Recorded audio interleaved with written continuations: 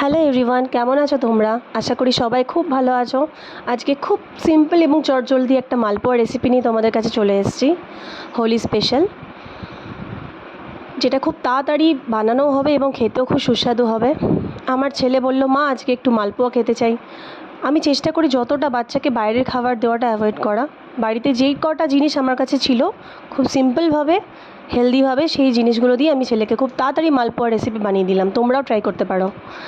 ফার্স্টেই সুজিটাকে অনেকক্ষণ ভিজিয়ে রাখবো, 1 ঘন্টা মতন।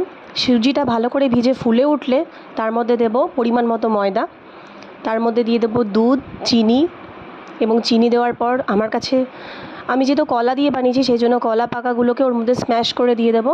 দেওয়ার পর ওর মধ্যে একটু পরিমাণ মতো লবণ, মৌরি এবং সামান্য মতন কিশমিশ কিছু দিয়ে দেবো টেস্টের জন্য।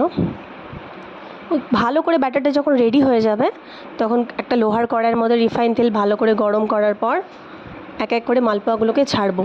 আস্তে আস্তে 2 পিঠ লাল লাল করে ভাজতে হবে। গ্যাসের ফ্লেমটা কিন্তু লো করে ভাজতে হবে, যাতে দুদিকেই মালপোয়াটা পুড়ে না ধরে। হালকা করে গ্যাসের ফ্লেমটা লো করে যখন দুদিকেই মালপোয়াটা ভাজা হয়ে যাবে তখন একটু ফ্লেমটা জোরে করে দিয়ে লাল লাল করে ভেজে তুলে নেব। এইরকমভাবে আমি প্রত্যেকটা মালপোয়াই একের পর এক গরম তেলের মধ্যে এক হাতা করে দিয়ে ভেজে নেব।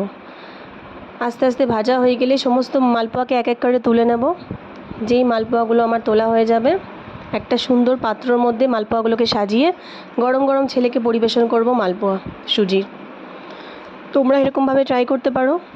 যদি আমার রেসিপিটা ভালো লাগে প্লিজ চ্যানেলটাকে লাইক করে সাবস্ক্রাইব করে দিও, বেল আইকনটা প্রেস করে দিও। যদি আরও নতুন নতুন ভিডিওর জন্য তোমরা দেখতে পাবে আমার এই চ্যানেলটাকে। যদি ভালো লাগে তো প্লিজ লাইক করে দিও, কমেন্টে জানিও।